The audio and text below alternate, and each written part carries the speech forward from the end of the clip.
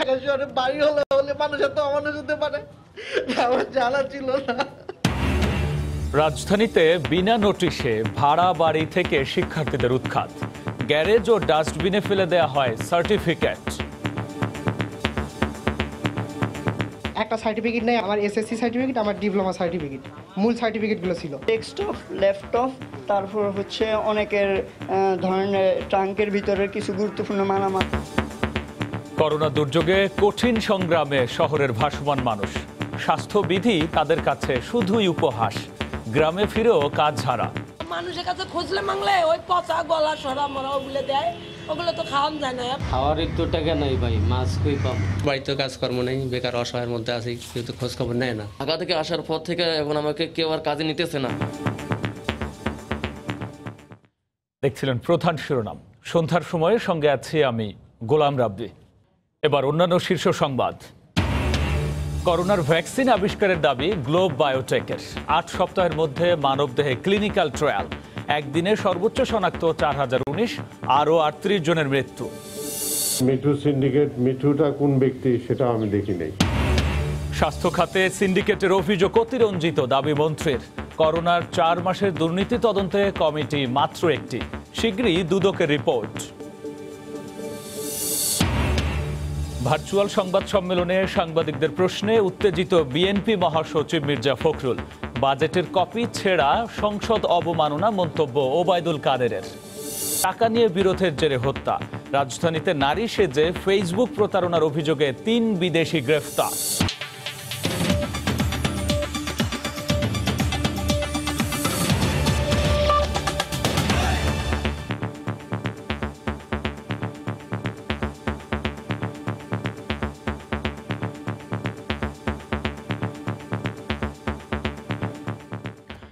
Corona দুর্যোগে বাড়ি যাওয়ার সুযোগে বিনা নোটিশে শিক্ষার্থীদের উৎখাত করছেন ঢাকার অনেক বাড়িওয়ালারা। ধানমন্ডিতে শিক্ষার্থীদের সার্টিফিকেট, ল্যাপটপ সহ সব জিনিসপত্র ভাগাড়ে ফেলে দিয়েছেন এক বাড়ির মালিক। অন্যদিকে এক বেসরকারি বিশ্ববিদ্যালয়ের 130 শিক্ষার্থীকে হোস্টেল থেকে বিতাড়িত করা হয়েছে, গ্যারেজে স্তূপ করে রাখা হয়েছে মালামাল। আব্দুল হালিমের ক্যামেরায় বিস্তারিত সাদাত রহমাতুল্লাহ রিপোর্টে।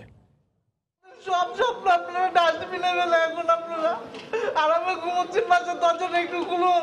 ঢাকা কলেজের শেষ বর্ষের শিক্ষার্থী সজীব, মাথা গোজার ঠাই তো হারিয়েছেনই, ছুঁড়ে ফেলা হয়েছে শিক্ষা জীবনের অর্জন সনদগুলোও। রাজধানীর ধানমন্ডি এলাকার বাড়িওয়ালা মজিবুর হক পুরো ভাড়া দিতে না পারায় 9 শিক্ষার্থীকে বাসা থেকে বের করে দিয়েছেন বিনা নোটিশে। শুধু তাই নয়, তাদের জরুরি কাগজপত্র সহ সব জিনিসপত্র ফেলে দিয়েছেন ভাগাড়ে। মালগুলো হচ্ছে সিটি কর্পোরেশনের যে মহিলা যারা নেয় এদেরকে হচ্ছে ভাড়া করে নিয়ে আসে, ভ্যানে করে ভাড়া করে ওদেরকে দিয়ে ওরা হচ্ছে কোথায় ফেলে দেয়। ঢাকা শহরে বাড়ি হলে মানুষের তো অমানুষ হতে পারে, আমার জানা ছিল না। একই দশা একটি বেসরকারি বিশ্ববিদ্যালয়ের 130 শিক্ষার্থীর 2 মাসের ভাড়া বকেয়া হওয়ায় শিক্ষার্থীদের সব জিনিসপত্র ফেলে দেন গ্যারেজে। খবর পেয়ে বিভিন্ন জেলা থেকে ছুটে আসেন ছাত্ররা। একটা সার্টিফিকেট নেই, আমার জিএসসি সার্টিফিকেট, আমার এসএসসি সার্টিফিকেট, আমার ডিপ্লোমা সার্টিফিকেট, মূল সার্টিফিকেটগুলো ছিল। ডেস্কটপ, ল্যাপটপ, তারপর হচ্ছে অনেকের ধরনের ট্রাঙ্কের ভিতরে কিছু গুরুত্বপূর্ণ মালামাল। প্রথম মাসে আমরা ভাড়া দেই নাই, উনি চাইছিল কিন্তু আমরা দিতে পারি না করোনা পরিস্থিতির কারণে। কিন্তু পরবর্তীতে উনি আর আমাদের সাথে যোগাযোগ করে নাই, না করে উনি আমাদেরকে হোস্টেল থেকে বাই করে দিয়েছে আর কি, জিনিসপত্র বের করে দিয়েছে, মালগুলা একদম নিয়ে নিছে আর কি, নোটিশ বিনা নোটিশে। এসব শিক্ষার্থীদের হুমকিও দেওয়া হয় দফায় দফায়। এসে দেখলাম মালামাল এলাম, আমার একটা ছেলে একটা টি শার্টও পাইনি এখনো। সার্টিফিকেট সেটা তো গেছেই, ইভেন তার থেকে আরো এটা খারাপ, মানে ওটা তো মূল লাইফে একটা স্টুডেন্ট লাইফে ওটা গুরুত্বপূর্ণ জিনিস। ইভেন ওই যে শখের গিফট করছে সেটাও বাড়িওয়ালা বহু টাকা পায়, তারপর বাড়িওয়ালা আমাদের যে অ্যাডভান্স টাকা ছিল সেই টাকা কেটে আমাদেরকে নামাই দিছে। এই ঘটনায় হোস্টেল পরিচালককে গ্রেফতার করেছে পুলিশ। রাজধানীতে শিক্ষার্থীদের প্রতি এমন অমানবিক আচরণ বরদাস্ত করা হবে না বলে সাফ জানিয়ে দিয়েছেন তারা। অভিযোগ দেওয়ার পর আমরা একটু অভিযোগ গ্রহণ করেছি, এই বিষয়ে একটি মামলা রুজু হয়েছে। আমরা এই বিষয়ে এখন তদন্ত করে প্রয়োজনে যে আইনগত সাহায্য সেটা করব। অন্তত সার্টিফিকেটগুলো খুঁজে পাওয়ার চেষ্টায় মরিয়া এই শিক্ষার্থীরা। ঢাকায় এমন কয়েক লাখ শিক্ষার্থী ব্যাচেলর বাসায় ভাড়া থাকেন। করোনার দুঃসময়ে শিক্ষার্থীদের প্রতি যদি মানবিক আচরণ করেন বাড়িওয়ালারা, তাহলে করোনা পরবর্তী সময়ে এসব শিক্ষার্থীরা আবারও ঘুরে দাঁড়াতে পারেন। সাদাত রহমতুল্লাহ, সময় সংবাদ, ঢাকা। যুগে যুগে নিপীড়িত, নিঃস্ব আর ভাসমান মানুষেরা শুধু পেটের ক্ষুধা মেটাতে সংগ্রাম করেন। করোনাকালে সে যুদ্ধ যেন আরও বেড়েছে। যখন সংক্রমণ ঠেকাতে ঘরে থাকার নির্দেশনা দেওয়া হচ্ছে প্রতিনিয়তই, সেখানে ঘরহীন মানুষেরা আছেন কেমন? আশরাফুল ইসলামের ছবিতে পথের এসব মানুষদের কথা জানাচ্ছেন আতিকুর রহমান তমাল। আগের রাতে চুরি হয়ে গেছে চাল, সেই ক্ষোভে আর দুঃখে নিয়তিকেই গালাগাল করছিলেন রমনা এলাকার ফুটপাতের বাসিন্দা মিনারা বেগম। তার চেয়েও যে কেউ গরিব থাকতে পারে সেই দুঃস্বপ্নই যেন বাস্তব হলো করোনাকালে। মানুষের কাছে খুঁজলে মাংলে ওই পচা গলা সরা মরা ওগুলো দেয়, ওগুলো তো খাওয়ান যায় না। এরপরে ওই কেউ একটু খিচুড়ি মিচুড়ি দিলে একটু খায়। ওদিকে ইতিউতি ঘুরে কিছু না পেয়ে কারওয়ান বাজার থেকে একটা পচা কাঁঠাল কুড়িয়ে এনে নীলক্ষেতের রাস্তায় বসেই খাচ্ছিল বাপ মাহারা শরীয়তপুরের সুজন। কিছু খাইছি, কিছু ভালো পাইছি, আবার এখন পচা, মানে আবার পেটটা তারা বললো না, অন্য খায় তার লাভ নেই। যৌবনকালে সন্তানকে নিশ্চয়ই ওলা বেবির গল্প শোনাতেন মা। সেই ওলা বেবি এখন ফিরেছে ভিন্ন নামে, কিন্তু মা এতদিনে নিজের নাম তো বটেই ভুলে গেছেন সন্তানের নামও। তাই বোধহীন হয়ে পলাশীর মোড়ের একই স্থানে বসে থাকেন দিনের পর দিন। এক সময়ের ব্যস্ত কমলাপুরে এখন চড়ুই পাখির আনাগোনা, যাত্রী কম, খাবার নেই, তাই দুচোখে রাজ্যের ক্ষুধা নিয়ে বসে থাকে গাজীপুরের সোহেল। মানুষদের ইনকাম নেই, তাদের ইনকাম থাকবে কোথায়? তাদের ইনকাম না থাকে তারা কোথায় গেছে এটা সঠিক বলা যায় না। সামাজিক দূরত্ব, ঘন ঘন হাত ধোয়া, মাস্ক পরা কিংবা ঘরে থাকার নির্দেশ এই মানুষদের কাছে উপহাসের মতো শোনায়। নষ্ট হয়ে গেছে আর তরকারি শেষ। আচ্ছা, এখন খাবেন কি তাহলে আজকে? আমরা এই পানি ভাত ধুয়ে খেতে হবে দুপুরের খাওয়ান। তরকারি নেই, পানি দিয়ে পিস দিয়ে খাইতে হবে। খাওয়ার একটু টাকা নাই ভাই, মাছ কই পাবো? মাছের টাকা কইতেন যোগাবো ভাই? মাছের টাকা ওই বন্ধের আগে থেকে তো আমরা কাজ বাজ বন্ধ ভাই। প্রান্তিক এই মানুষদের করোনা সতর্কতার চেয়ে তাদের পেটের ক্ষুধার দুশ্চিন্তা বেশি। তারা সংখ্যায় যেমন কম নয়, তেমনি এই শহরে সচ্ছল মানুষও তো অনেক।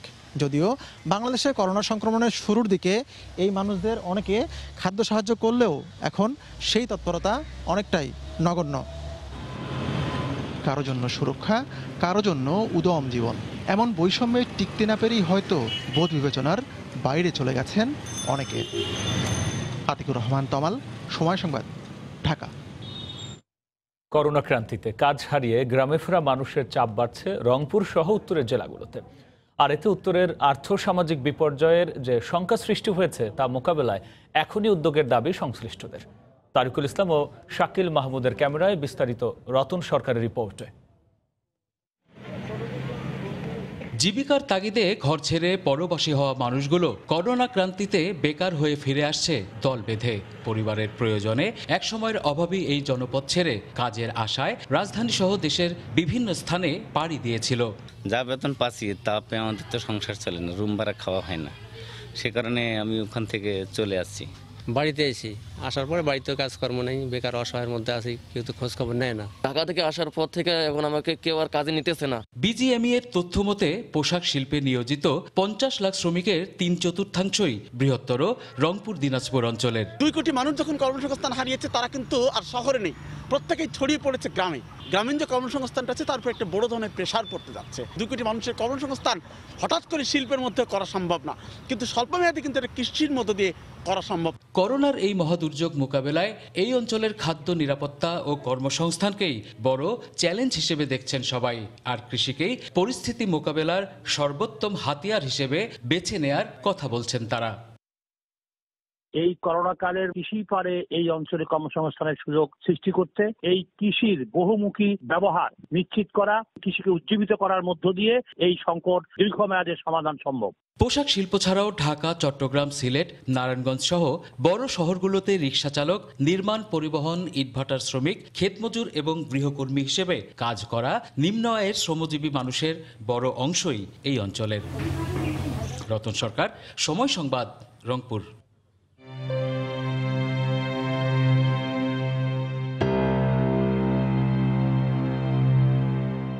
পাড়ায় পুতায় ঘষাঘষি মসজিদের দশা শেষ, আমরা তো পাবলিক, আমগো তো দফা শেষ। দাম কি আমাদের জায়গার থেকে দাম বাড়তি কিনা হবে। মুনাফার অতিলোভ আর রাজনৈতিক দুর্বৃত্তায়ন মিলেমিশে শাসন করছে ভোক্তার ইচ্ছা অনিচ্ছাকে।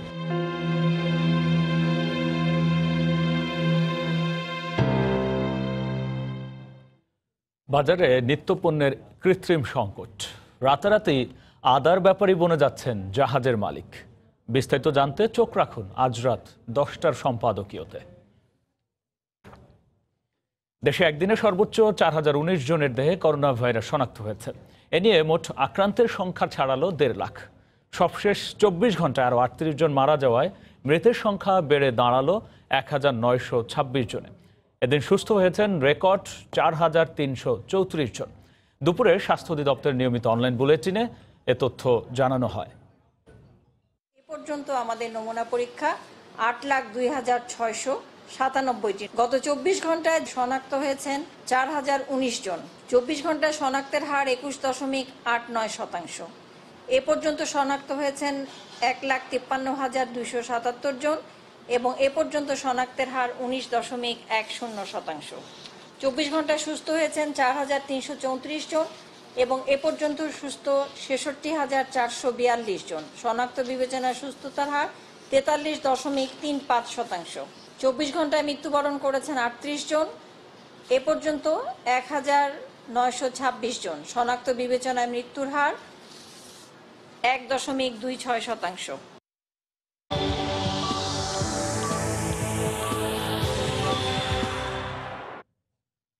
করোনার সবশেষ পরিস্থিতি নিয়ে স্বাস্থ্য অধিদপ্তরের বুলেটিন বিশ্লেষণ করেছেন রিপোর্টার তোহা খান তামিম। ধরে আমরা লক্ষ্য করছিলাম যে বিশ্বে 215টি দেশের মধ্যে বাংলাদেশের অবস্থান ছিল 17তম। এখন আজকের দিনে আমরা যদি বলি তাহলে বাংলাদেশের অবস্থান রয়েছে 18তমতে।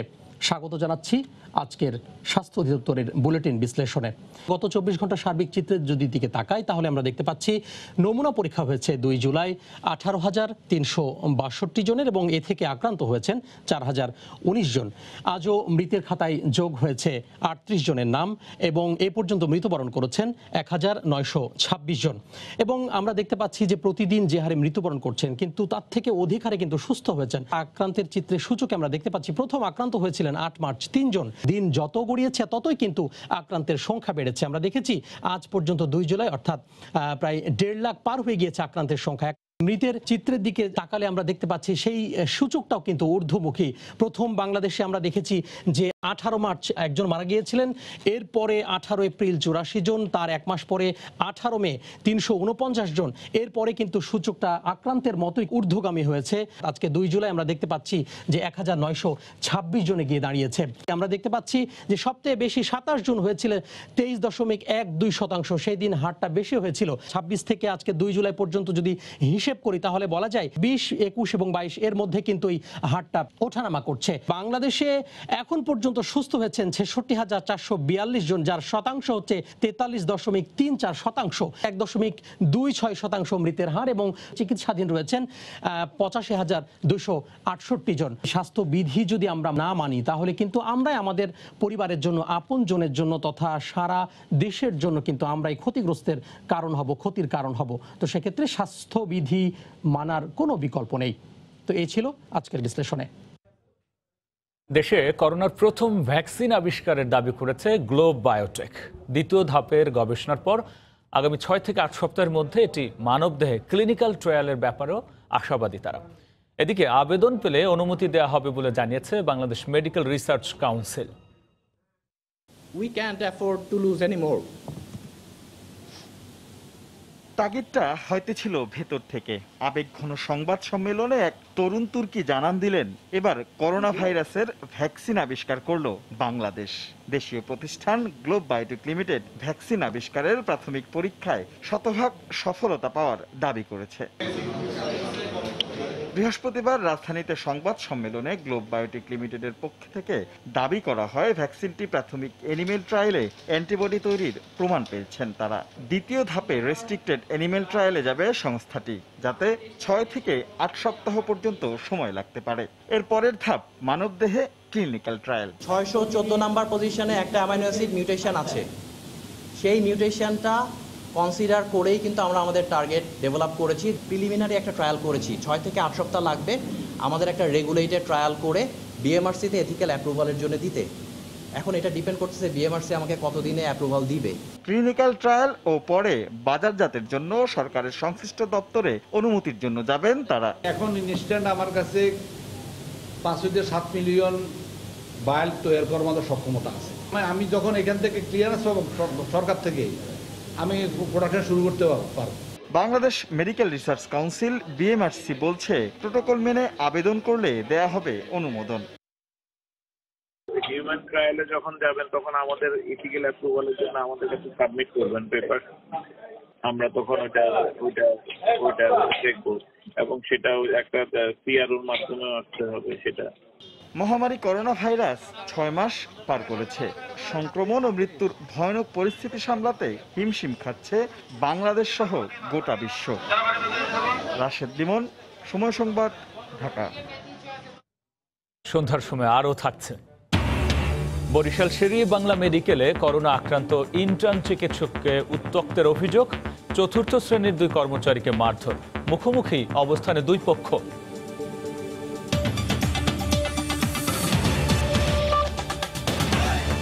স্বাস্থ্য খাতে দুর্নীতি ও সিন্ডিকেটের কোনো অস্তিত্ব নেই, সবই নাকি অতিরঞ্জিত, এমনটাই দাবি স্বাস্থ্যমন্ত্রীর। এদিকে করোনার 4 মাসে স্বাস্থ্য খাতে দুর্নীতি ও অনিয়মের নানা অভিযোগ উঠে আসলেও মন্ত্রণালয় থেকে তদন্ত কমিটি হয়েছে মাত্র 1টি। বিশেষজ্ঞরা বলছেন এমন নিষ্ক্রিয়তা দুর্নীতিকে আর উৎসাহিত করবে। অন্যদিকে দুদক বলছে স্বাস্থ্য খাতে দুর্নীতি নিয়ে দ্রুতই একটি রিপোর্ট প্রকাশ করতে যাচ্ছে তারা।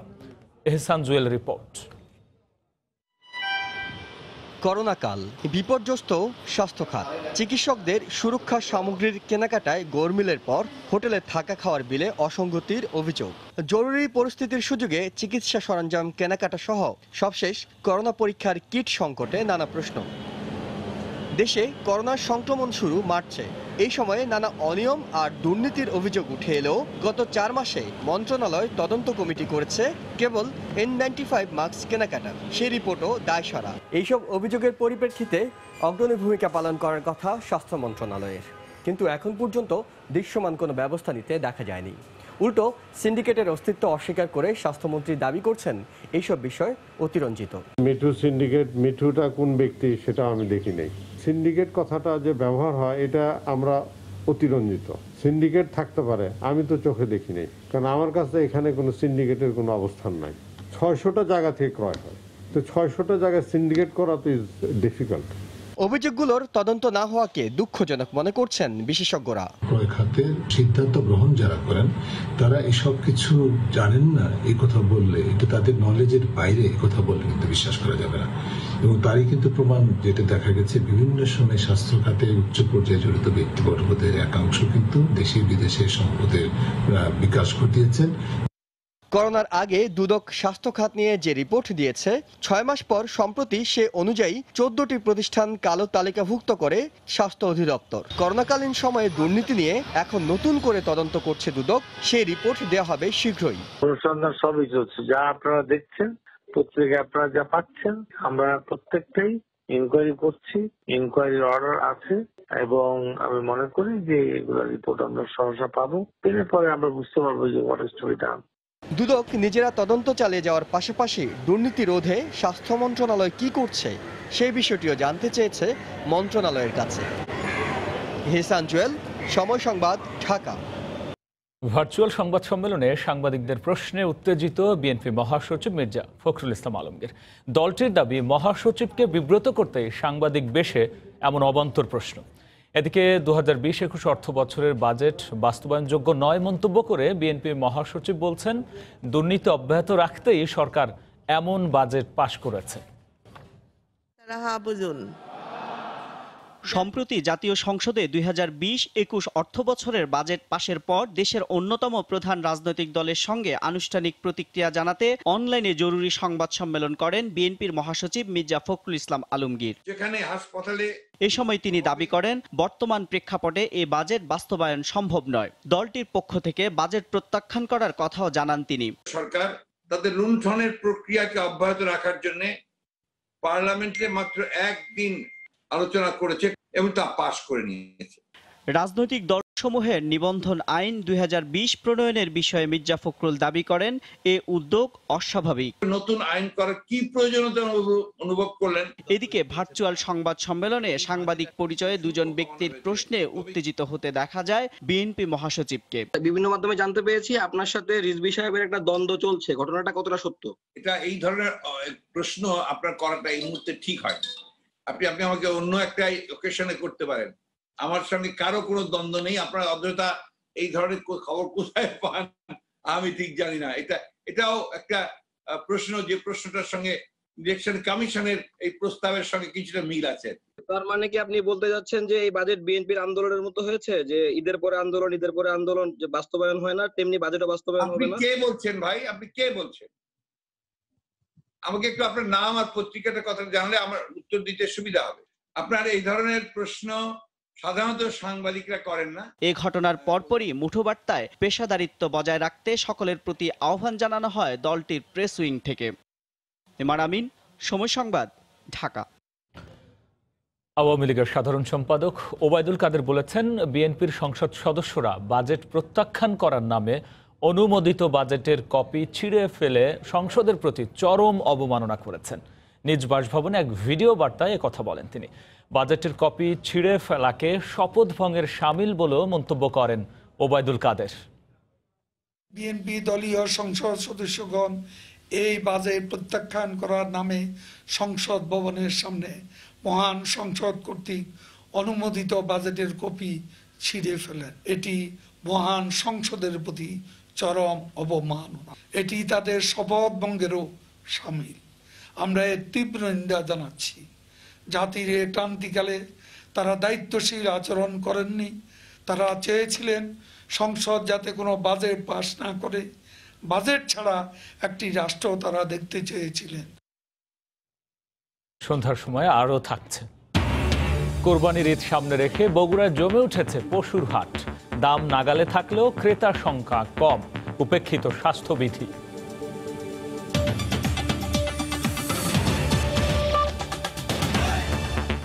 বরিশাল শেরে বাংলা মেডিকেলে করোনা আক্রান্ত নারী ইন্টার্ন চিকিৎসককে উত্ত্যক্তের অভিযোগ উঠেছে। এ ঘটনার জেরে চতুর্থ শ্রেণীর 2 কর্মচারীকে মারধর করেছেন ইন্টার্ন চিকিৎসকরা। হাসপাতাল কর্তৃপক্ষ জানায়, করোনা ওয়ার্ডে গত 28 জুন চিকিৎসাধীন এক নারী ইন্টার্ন চিকিৎসককে উত্ত্যক্তের অভিযোগ ওঠে তৃতীয় ও চতুর্থ শ্রেণীর কর্মচারীদের বিরুদ্ধে। এর জেরে পরের দিন হাসপাতালের অফিস সহায়ক দিদারুল ইসলাম ও নুরুল ইসলামকে ইন্টার্ন চিকিৎসকরা মারধর করেন। বৃহস্পতিবার হাসপাতালের পরিচালকের কাছে মারধরের এই ঘটনার বিচার দাবি করেন তৃতীয় ও চতুর্থ শ্রেণীর কর্মচারীরা। তবে ইন্টার্ন চিকিৎসকরা মারধরের অভিযোগ অস্বীকার করে বলেন, উত্ত্যক্তের বিষয়টি ধামাচাপা দিতেই তারা এমন অপচেষ্টা চালাচ্ছে।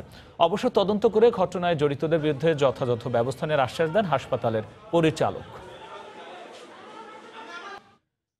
ফেসবুক বান্ধবীর পাঠানো উপহার সামগ্রী তুলতে গিয়ে প্রায় 23 লাখ টাকা খোয়ালো এক যুবক। এই ঘটনায় প্রতারণা ও ব্ল্যাকমেইলিং এর অভিযোগে 3 বিদেশি নাগরিককে গ্রেফতার করেছে সিআইডি। রাজধানীর এয়ারপোর্ট ও বসুন্ধরা এলাকা থেকে সিআইডির জালে আটকা পড়া 3 জনের মধ্যে 2 জন ক্যামেরুন এবং 1 জন কেনিয়ার নাগরিক। সিআইডি জানায়, এরা ফেসবুকে আমেরিকার তরুণী জেনিটারি নামে বরিশালের এক ব্যবসায়ী যুবকের সাথে সখ্যতা গড়ে তোলে। প্রথমে উপহার সামগ্রী পাঠানোর কথা বলে ঠিকানা নেয়, পরে ডিপ্লোম্যাটিক কুরিয়ার এজেন্ট পরিচয়ে পাঠানো উপহার তুলতে নানা খরচের কথা বলে এবং উপহার না নিলে বিপদ হবে বলে প্রতারণা করে 22,68,000 টাকা হাতিয়ে নেয়। তারা যেটা ট্র্যাপ করে, যে বলে যে দেখো এইবার যেটা পাঠাচ্ছে এটা কাস্টমসে তোমার নাম এন্ট্রি হয়ে গেছে, স্ক্যান হয়ে গেছে, এটা যদি না ছাড়াও তাহলে তোমাকে নানা রকমের জিজ্ঞাসাবাদ করা হবে, এইবার তোমাকে কিন্তু রেসপন্ড করতে হবে। তো যদি আমেরিকা থেকে হয় তাহলে আবার আমেরিকান এমবেসি একটা বিষয় আছে, তাদের থেকেও ক্লিয়ারেন্স নিতে হবে, এবং যদি না দিতে চায় তখন আবার থ্রেটও করা হয়। তো এই টেলিফোন কনভারসেশনের মধ্যে আবার আমাদেরই বাঙালি ভয়েসের কেউ না কেউ নিজেকে কাস্টমসের এজেন্ট সেজে সে আবার তখন বলে আমি সিএনএফ এর লোক, আমি এরকম আপনার একটা বিষয় ছিল জানেন কি, জানি তো, তারপরে এরকম টাকা দিতে হবে। তো এরকম 2-3 দফায় টাকাটা নিয়ে তারপর আস্তে করে তারা কেটে পড়ে। সিআইডি জানায়, অভিযানের সময় আসামিদের সামলাতে বেশ বেগ পেতে হয়েছে তাদের। আসলে এরা এতটাই কনভালসিভ, অ্যারোগেন্ট এবং উগ্র। কালকে যখন অ্যারেস্ট করতে গেছে মারামারি থেকে শুরু করে চেয়ার টেবিল ভাঙা শুরু করছে। এ চক্রের সঙ্গে জড়িত বাংলাদেশিদের গ্রেফতারে অভিযান অব্যাহত আছে বলেও জানায় পুলিশের অপরাধ তদন্ত বিভাগ সিআইডি। এ ঘটনায় রাজধানীর বিমানবন্দর থানায় একটি মামলা করা হয়েছে। ওমর ফারুক, সময় সংবাদ, ঢাকা। কোরবানির ঈদ উপলক্ষে বগুড়ায় জমে উঠেছে পশুর হাট। তবে স্বাস্থ্যবিধি মানার ব্যাপারে উদাসীন অনেকে। সকালে দুপচাচিয়ার ধাপের হাটে বসে কোরবানির পশুর হাট। এতে দূরদূরান্ত থেকে গরু ছাগল নিয়ে ভিড় করেন প্রান্তিক চাষি ও ব্যবসায়ীরা। গত বছরের তুলনায় এবার পশুর দাম নাগালে থাকলেও ক্রেতার সংখ্যা কম।